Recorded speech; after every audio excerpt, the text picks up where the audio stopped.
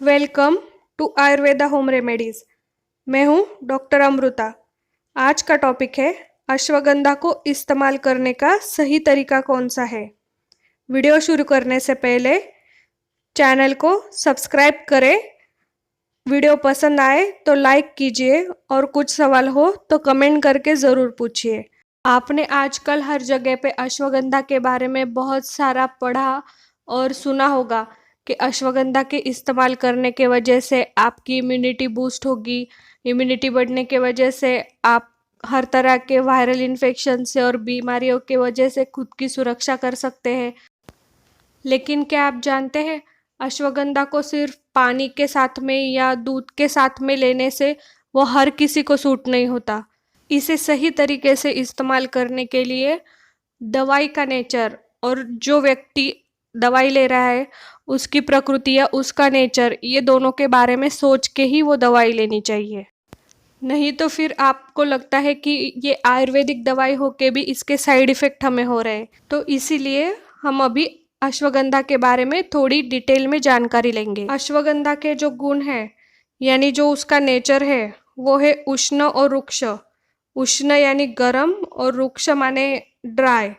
और जो ताकत बढ़ाने वाले और इम्यूनिटी बढ़ाने वाले दवाइयाँ होती है वो ज़्यादातर गर्म होती है और गर्म औषधियों का इस्तेमाल हम ज़्यादातर वात रोगों में करते हैं। गर्म होने की वजह से ये ज़्यादातर वात के प्रकोप के कारण होने वाले रोगों में इस्तेमाल आएगी।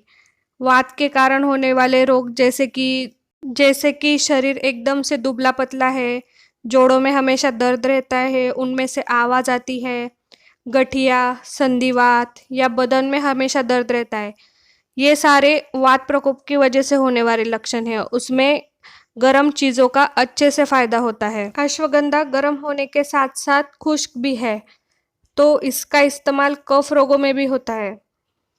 क्योंकि कफ होता है गीला, कफ यानी बलगम या म्यूकस जिसे हम कहते हैं, उसके प्रकोप के कारण से होने वाले लक्षण रहते हैं, जैसे कि आपको बार बार छींकें आती है, जुकाम रहता है, साइनस रहता है। ये सारी तकलीफ़ें अगर आपको 12 महीने रहते हैं तो आपके लिए ये बहुत अच्छी औषधि है। जिन लोगों का शरीर पित्त का है उन लोगों के लिए सीधा सीधा अश्वगंधा का इस्तेमाल करना थोड़ा गलत होगा। पित्त प्रकृति के सभी लोगों के लिए सभी गर्म चीज़ें नुकसान देती है ऐसा नहीं है। लेकिन अश्वगंधा में जो रुक्ष गुण है उसकी वजह से पित्त वाले लोगों को तकलीफ हो सकती है। कई बार जिनको पीलिया है या लीवर की बीमारी है उनमें पपीता दिया जाता है। हालांकि पपीता गर्म है लेकिन वो इनमें कारगर होता है क्योंकि पपीता रुक्ष नहीं है। जैसे कि सौंफ, ये रुक्ष नहीं है, स्निग्ध है, तो एसिडिटी के लिए ये कारगर होती है।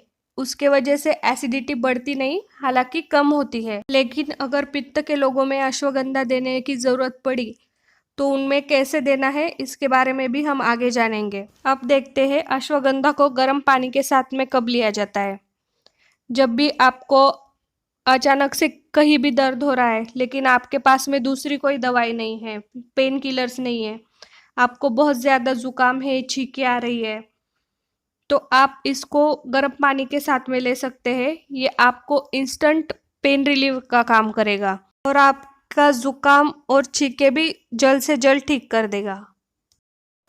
लेकिन आपके शरीर में पहले से ही ज़्यादा रुक्षता है, वात बढ़ा हुआ है, तो आप 1 चम्मच घी में 1 चम्मच अश्वगंधा पाउडर मिला के उसे खा ले और उसके ऊपर 1 ग्लास गर्म पानी पी ले।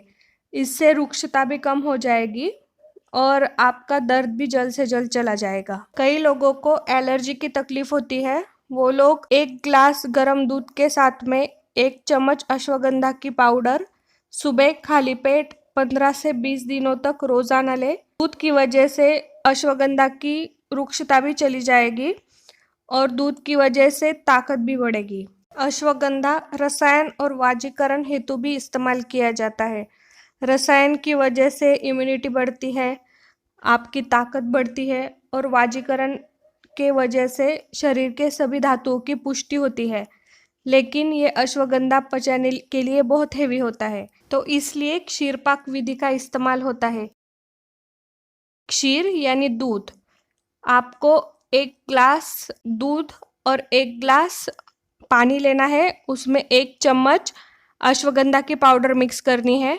उसे उबालना है जब तक कि पूरा पानी खत्म होके सिर्फ 1 ग्लास दूध बच जाए। उसको बाद में छान के आपको ये गुनगुना हो तब पीना है। अब इस तरह से अश्वगंधा का लेने का फ़ायदा ये है कि इसमें पानी में उबालने की वजह से अश्वगंधा जो है वो अपनी उष्णता पानी में छोड़ देता है और वो पचने के लिए उबालने की वजह से हल्का भी हो जाता है। जिन लोगों का पित्त का शरीर है, यानी जिनका शरीर गर्म है ऑलरेडी, वो लोगों को अश्वगंधा खाने की वजह से गर्मी के लक्षण दिखने लगते हैं, जैसे कि एसिडिटी बढ़ जाना, ओंठ सूखे हो जाते हैं, फट जाते हैं, उनमें से खून आने लगता है, सिर में दर्द होने लगता है, हाथ पैर में जलन होने लगती है। अगर ये लोगों को अश्वगंधा का इस्तेमाल करना है तो उनके लिए जितना हमने अश्वगंधा का पाउडर लिया है उतनी ही समान मात्रा में उसमें मिश्री की पाउडर मिला दे। मिश्री ठंडी होती है और उसके ऊपर से दूध पी ले, तो ये दोनों की वजह से उसका रुक्षता, दूध की वजह से वो स्निग्ध गुण मिल जाएंगे और मिश्री की वजह से वो ठंडा बन जाएगा।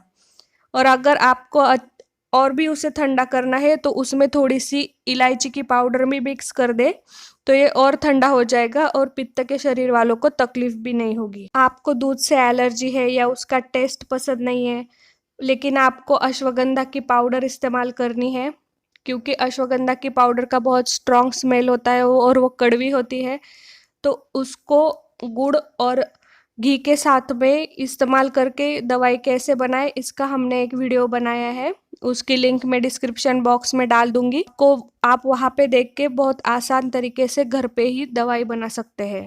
जिन लोगों को अस्थमा यानी दमा की प्रॉब्लम है, ये एक वात और कफ के कारण होने वाला रोग है, उन लोगों में अश्वगंधा का इस्तेमाल करने के लिए अश्वगंधा की 1 चम्मच पाउडर को 1 ग्लास पानी में उबाल के उसका काढ़ा बना लेते हैं। उसमें 1 चम्मच घी मिक्स करके उस काढ़े को गर्मा गर्म ही घूट घूट करके रोगी को पीने के लिए देते हैं। उसका अस्थमा पूरा ना भी होगा तो ये काढ़े के वजह से जल्द राहत मिल जाएगी। अगर आपका पित्त का शरीर है लेकिन आपको डायबिटीज है तो आप अश्वगंधा की गर्मी कम करने के लिए उसमें मिश्री का इस्तेमाल नहीं कर सकते। या फिर अगर कोई बहुत दिनों से बीमार है, उसकी पाचन शक्ति उसके वजह से बहुत कम हो गई है, तो उसकी इम्यूनिटी बढ़ाने के लिए उसको और कोई दूसरा वायरल इन्फेक्शन ना हो, इसके लिए आप उनके लिए अश्वगंधा का इस्तेमाल करना चाहते हैं, तो अश्वगंधा की उष्णता कम करने के लिए आप 1 चम्मच अगर अश्वगंधा का पाउडर ले रहे हैं उसमें पाव चम्मच गिलोय का सत्व ले और ये आप 1 ग्लास दूध के साथ में पिए, तो उसकी खुश्की भी कम हो जाएगी और वो पाचन शक्ति में भी अच्छा होगा।